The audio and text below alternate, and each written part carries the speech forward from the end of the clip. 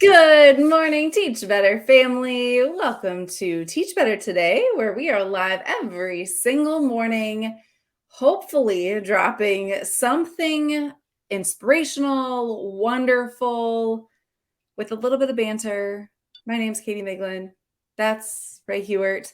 And we are so excited to be starting our day with you. So grab your cup of coffee or your protein shake, or maybe you're just like laying in bed still. You do you. But drop in the comments where you're at and let us know what's one thing that's getting you excited these days. Something positive. Fill the comments with some positivity, and we'll be right back in just a few seconds.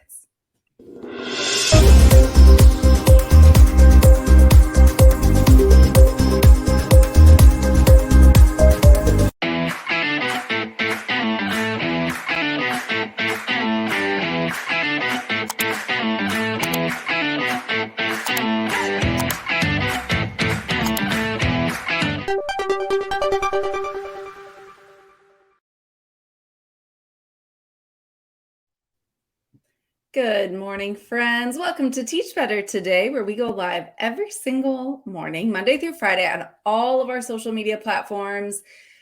We love to start our day seeing all of you in the comments, so make sure that you drop where you're at, what you're doing, what you're looking forward to, all that good stuff in the comments.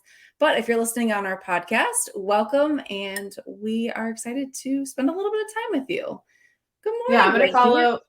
Good morning. I'm going to follow the directions. My name's Ray Hewart. I'm listening from Chicago, and something positive. I don't know. I have to think about that one. There's got to be something positive. My coffee is still warm. Can that be my positive? My name is My Katie positive. Wait. I have this because you just painted your nails. My positive is that I'm wearing orangey red nail polish. Yeah, which is bright for you. It's so bright. Yeah. Well, my name is Katie Miglin, and I'm listening from Central Illinois, just a few hours south of Ray Hewart. And my positive is that it's like fall-ish weather. So we're like starting to get into like the hoodie weather, bonfires, all the things, which if you've been listening to any of the episodes lately, I feel like this has been my main topic of discussion. But because it literally, in the Midwest, if you live in the Midwest, shout out to all of you, but it's like one day can be 100 degrees, the next day can be 60. So I love this time of year because it's like kind of a mix of both.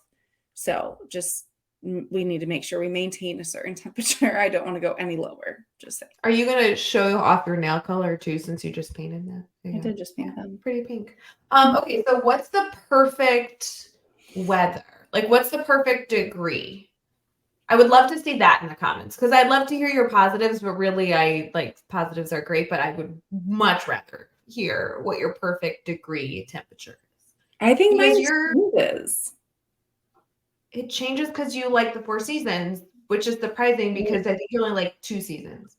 Yes, I think it changes because like if it's in the summer, it's like 80, 85 because I want to be able to like get into water, lay by the water, like do all those things. But as we transition, after I've done my fill of that, I'm okay with like 70, 75. So you get a fill of that because some people would say like, no, I want it to be 90 degrees all the time because I'm never fulfilled with like, I always want more beach time. I mean, I wouldn't be upset if I lived somewhere that it was always warm like that, but that's what I'm saying. So what's the perfect weather? Like, would you want it to change, or is it like if it was 90 all the time, I'd be happy? No, I want like summer and fall back and forth because I want bonfires, but pool days. Okay. Does that make sense? So I don't know, like we get those days very rarely in the Midwest. Like we had a few weeks ago, it was like super hot. Kids were in the pool during the day. And then at night I had like a sweatshirt on, but I don't think there's like an actually part of the world that maybe like San Diego. I hear like California has some of those days, but. Yeah, I am not a summer fan. I'm trying to be more of a summer fan. I'm really not. I'm a fall winter girl. So for me, like the days that it's like getting into the 60s, like in 50s, I'm like, yeah. Put on like tons of layers. Like I'm like I want to wear sandals, but I want jeans and a hoodie. Okay, yes. And see, I Mhm. like that after I've had like my summer fill. Like, okay, I've worn, tank tops, I've worn the sundresses, all the things, Mhm. done all the outdoor stuff, but then it's like, yeah, I'm down with a pair of jeans and flip-flops. Yeah, that's good. My Mhm. dream vacation that I haven't taken yet, and I've been talking about this for years, so I'm sorry if you've been with the Teach Better community and you've heard me talk about this, but, like, I really wanna go on a beach vacation with my dogs where it's cold, and, like, so we're walking on the beach in, like, hoodies and jeans, barefoot. Like, I want it to be, like, low 60s on the beach. So I it'd think it'd that's be like winter at the Myrtle. beach, isn't it? Yeah, it's like Myrtle Beach in, like, November or December, Yeah. or, like, at, like, Hilton Head area, like that, like, that's what I'm thinking. So, I need to make that happen. Okay. I've been saying it for years, and then, like, things get in the way. Okay. It's gonna happen. Are you Anywho, gonna take that's other been fun. people or are you gonna just take your dogs? I am totally fine with other people joining me. Actually, if you're listening now and you wanna join me, like, I'm totally up for renting a big house and, like, having it be a big fancy thing. I just, like, need you to be okay that it's gonna be me and my dogs, and, like, I guess maybe Matt and the kids can come, but, like, the priority is me and the dog. Okay. Well, You wanna cheers, come? friends, to dream vacation. Yeah, I'd love to come, but I want it to be warmer, but I'll go. I mean, I'm not opposed to any vacation. I mean, we'll play, like, board games and eat a Yeah. lot of good food. Like, Yeah, I'm down with that. it'll be fun. Hi, everyone. We'd love to hear your dream vacation. Maybe it's time for us to be thinking about dream vacation, like, end of Mhm. September. We've been working for 2 months. Like, everyone deserves vacation after being in school for about 2 months. Mhm. Ray, we actually have some pretty good stuff to get into today. So, do you want to transition to our Teach Better talk? Yes, listener questions. I've been waiting for this one. Thank goodness. We'll be back.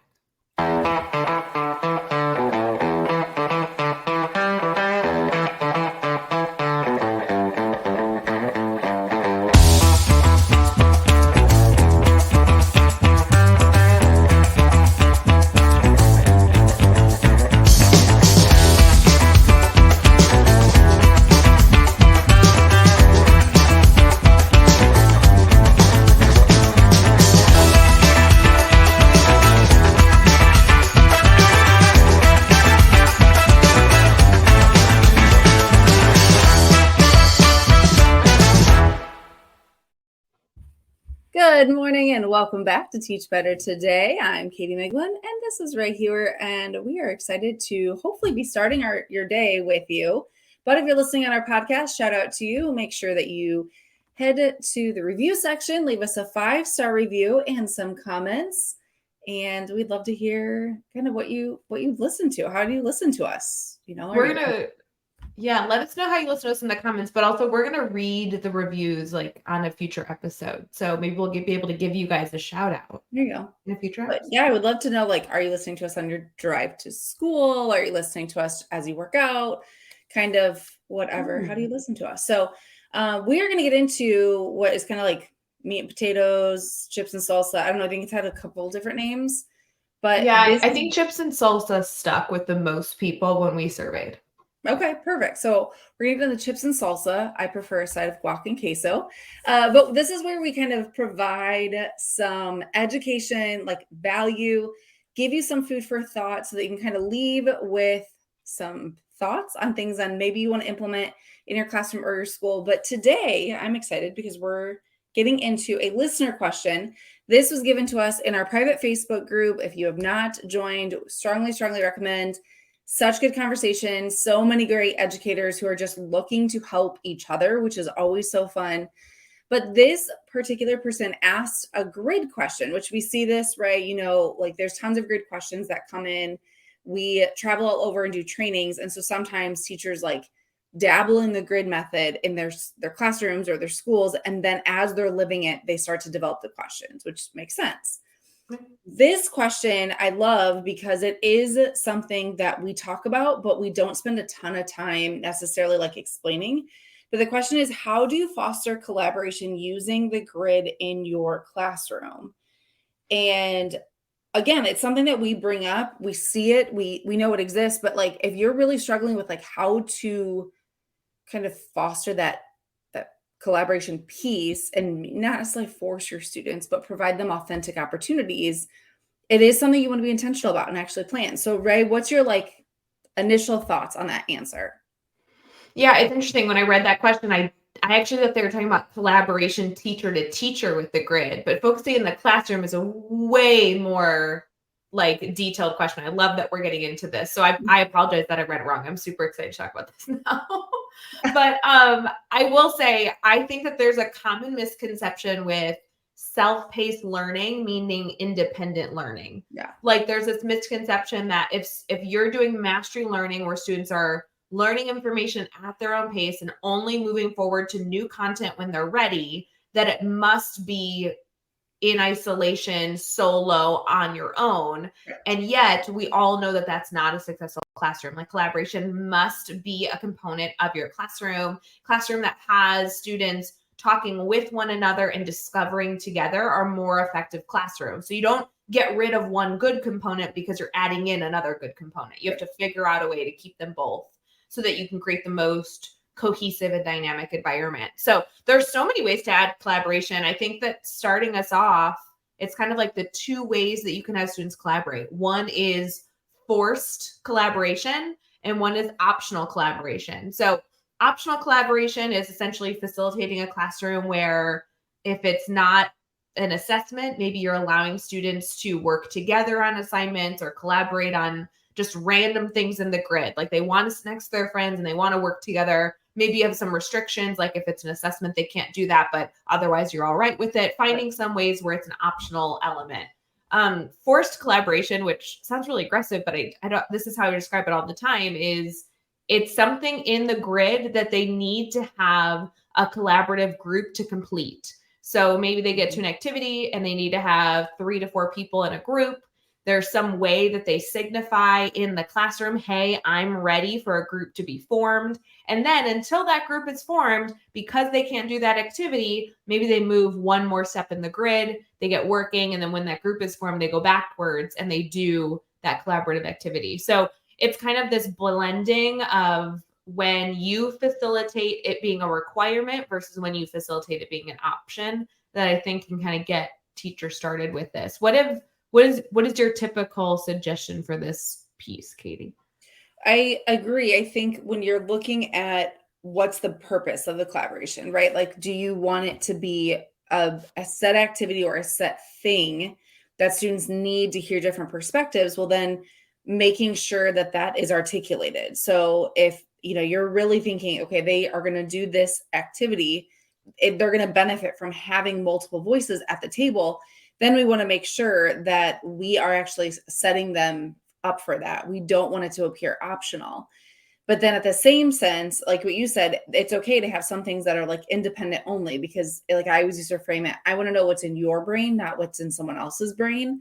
Mm-hmm. But then I think there's that like middle ground, that like middle area. And we know that there are students who thrive on working independently. They love to dive into content and just kind of be on their own and explore on their own, and that's okay. But then there's also the other side of students who like really do genuinely love working with other people and can benefit. And we're not talking about the students who work together but really spend half the time socializing. We're talking about students who like really prefer having someone else to bounce ideas out, talk through things. And so I think the way you've described it, you kind of hit both ends of the spectrum, but being able to also decide, when are the moments that I'm okay with collaboration? Is it all the time? Is there always going to be opportunities for collaboration except for my independent activities, where we've clearly articulated that? You and I both ran classrooms where we were okay with that. It was, unless it was clearly stated that it needed to be independent, we were always okay with there being collaboration. And we saw students thrive with that because they could decide every day. What I loved the most, right, is that we had students who would come in and you could just tell they were kind of like in that squirrely mindset, which we as adults, we have to remember kids aren't a whole lot different than us. You have those mornings where you wake up and you're like in a good mood and you're like kind of have a little bit of hype in you. Giving students space to be able to like talk and get some of that energy out is super important, but making sure that you're setting the tone of that's fine, you can collaborate, but it has to be related to the content and we're not just going to sit and socialize. And I loved seeing that some students would come in with some of that like extra energy and they could burn it in group work. They just would collaborate with their peers. But then the same student 2 days later might come in and they were more tired and they were like, I'm putting my headphones in and I'm just working. And the grid really provided that opportunity for all of those like in between moments. So I would say the kind of takeaway is like, decide as a teacher, what do you want? Do you want to be the person that has collaboration all the time, just a part of the everyday norm? Great. Make sure you set those expectations. But then if nothing else, like bare minimum, make sure you make it clear when's independent only, like you said, like these are things that have to be done independently, assessments, whatever.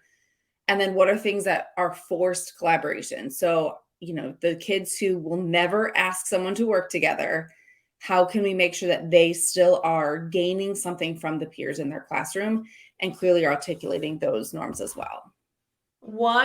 Actually, two things I want to add to this because it's key things that you highlighted already, but maybe need to just be reframed for people who are thinking through utilizing this in their own classroom. I love that you are focusing on the intention of collaborating. I think that is something that is quickly overlooked, and I just want to spend another intentional moment on it. There are very, very necessary reasons why collaboration should or can enhance an activity that you're offering your students to learn. A really easy example is a science lab. We know a lot of science teachers take time away from the grid to do the beginning components of a lab because a lab in the earliest stages are just collecting data and observing. And then later on in the grid, they have those students actually analyze the information once they've learned how to do that with the set piece of content. And so really looking at the why behind the collaboration can be a really, really, really important moment of this to make it intentional. The other element I want to add in here, Katie, is some of the collaboration could be not only in one specific activity, but in the way in which you want to instruct your students. And this to me really comes up with like a PE classroom. So I always go to this example. So I have done a grid with a PE teacher at a elementary level who wanted to introduce the basic components of basketball. And let me just be clear, I'm not a PE teacher and I don't know anything about basketball, but they get to be the content like experts. And I was just there like collaborating. Essentially what we ended on was level 1 of the grid was all focused on basic components of basketball, learning how to dribble, learning hand placement of shooting. Like, I don't even remember because I literally know nothing about basketball, but it was just the basic individual elements. Level 2 was then pairing up students and having them run drills together. So that's a component where like collaboration is really helpful. They're getting that personalized feedback. It's only a group of 2 and they're able to practice that skill.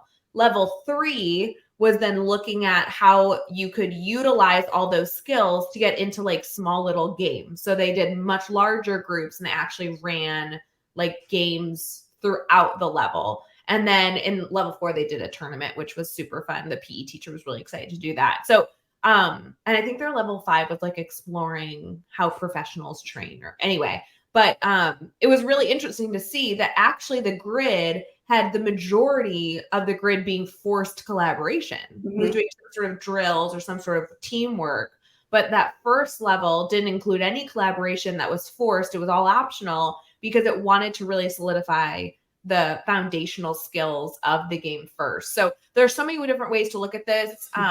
I would encourage everybody to like email Katie and I. We love to like look at grids and give you feedback. And if collaboration is something that you want to focus on, it's so easy to email us and say, hey, can you just look at this grid with a perspective or a lens of collaboration? That's always easiest, in my opinion, is if you give me something specific you want to work on versus, hey, can you look at this grid? And then there's like a million things that we could consider. But I feel like there's no way to really perfect collaboration. It's like always something I'm working on as an educator. So I like this.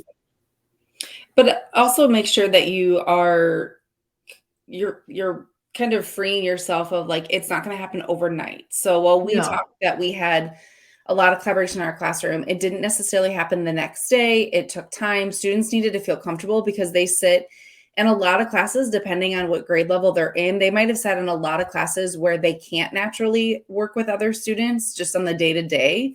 So if you're like, I want students to feel like they can literally get up and find someone to work with, that does take some coaching, and it takes some time for students to get comfortable in that and understand how they work with others. So just keep working at it, keep coaching them, keep talking through like behaviors, what that looks like, so that students feel like they can really take the reins and, make those choices on their own for those non-forced moments. So yeah. This was such a good listener question. I love these. Guys, you have to keep submitting listener questions. There's not a specific spot. Just direct message us, put it in the Facebook group, like throw it out, tell us that you want it on the show. It can be anything from something that you're working on in your classroom with students to, like collaborations with colleagues or, like problem solving through leadership components. Just let us know. I love these listener questions. They're my favorite. Yeah, same. All right, friends, we hope you have a wonderful rest of your day. Celebrate the amazing things going on, and we hope to see you soon on a future show of Teach Better Today morning show. Bye, guys. Hey, Teach Better community. Thank you so much for joining the Teach Better Today morning show every single weekday at 7 a.m. Eastern. We have so many resources for you outside of this live stream at teachbetter.com, including blogs, podcasts, and professional development that will bring our team to your school. Wherever you are listening from this morning, please make sure you are sharing and celebrating the incredible educators in this world. And hey, if you are listening over on a podcast to Teach Better Talk, we would love a 5-star review. The comments are always so entertaining. We'll see you tomorrow.